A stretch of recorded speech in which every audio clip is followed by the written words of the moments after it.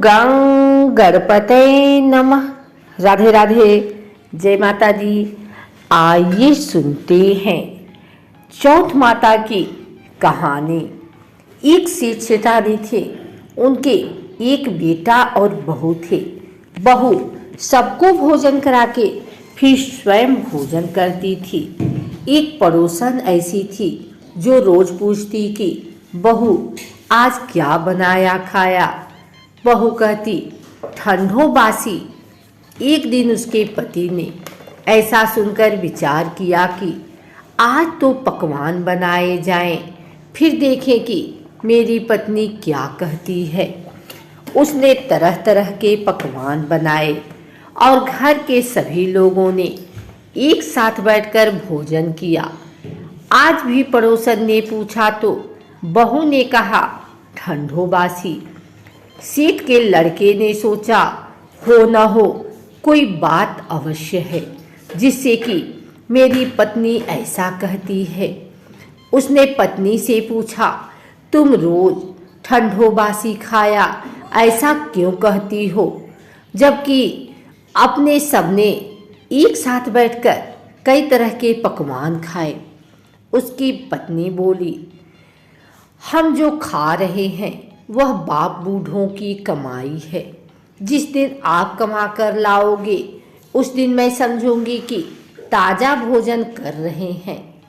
अब एक दिन लड़के ने माँ से कहा मैं एक बड़े शहर में कमाई करने जा रहा हूँ। माँ बोली बेटा अपने पास इतना धन है कि खाया नहीं खुटेगा। माँ के मना करने पर भी बेटे ने स्वयं कमाने का दृढ़ निश्चय कर लिया और जाते समय पत्नी ने कहा मैं जब तक कमाकर बहुत सा धन लेकर ना आऊं तुम चूल्हे की आग मत बुझने देना। एक दिन चूल्हे की आग बुझ गई तो वह मन ही मन घबराने लगी, कहीं मेरे पति पर संकट तो नहीं आन पड़ा। जल्दी से पड़ोस में आग लेकर आई, चूल्हे में रख दूं और विचार करके पड़ोस में गए। वहाँ पड़ोसन चौथ माता का व्रत पूजन कर रही थी। पड़ोसन ने कहा थोड़ी देर में आकर ले जाना। बहू ने पड़ोसन से पूछा आप यह व्रत क्यों करती हैं, इससे क्या मिलता है। पड़ोसन ने कहा चौथ माता के इस व्रत को करने से अन्न लक्ष्मी मिले और अपनी मनोकामना पूरी होती है। अब बहू भी चौथ माता का व्रत करने लगी। दीवार पर चौथ माता बनाई। उस दिन घी गुड़ का चूरमा बनाकर रात्रि को चंद्रमा को अर्घ देकर भोजन की। ऐसा करते करते बहुत दिन हो गए। चौथ माता ने उस बहू के पति को सपना दिया कि साहूकार का बेटा तू जागे कि सोवे, तेरी पत्नी बहुत याद कर रही है। घर जाकर उसकी चिंता मिटा।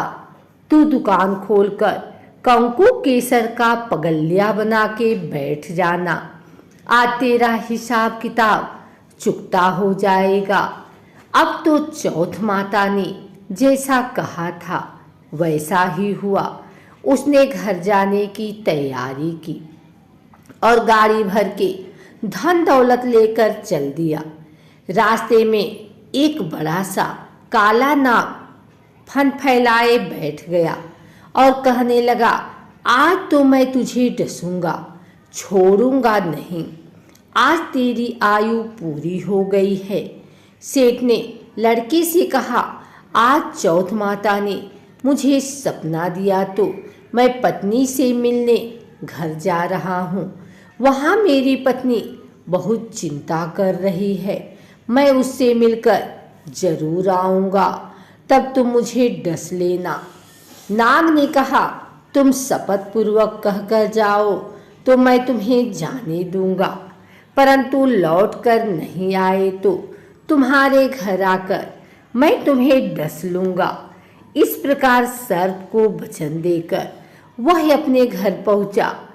वहां सभी से हंसी खुशी से मिला और भोजन करने उदास होकर बैठ गया। उसकी पत्नी ने उदास होने का कारण पूछा तो पति ने काले नाग वाली बात बताते हुए कहा, यदि मैं उसके पास नहीं जाऊंगा तो वह घर आकर ही मुझे डस लेगा। पत्नी बहुत चतुर थी।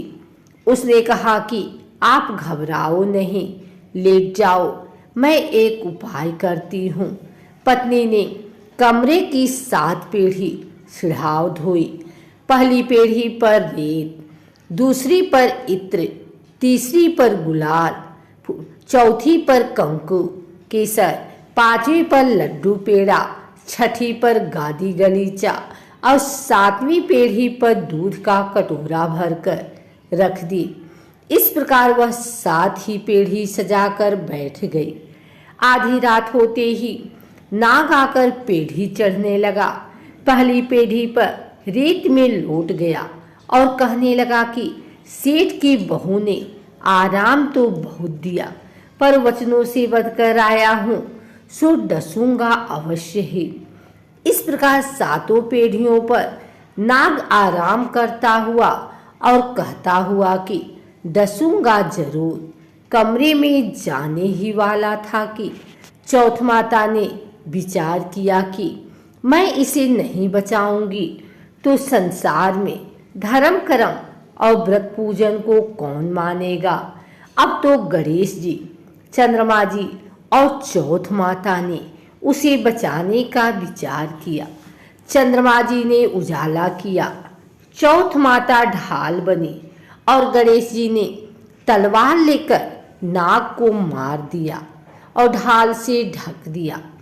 अब बहू भी थकी हारी सो गई। दिन उगा तो लोग बेटे से मिलने आए, परंतु बेटा बहू तो उठे ही नहीं थे। बहुत देर हो गई तो माँ उन्हें उठाने गई।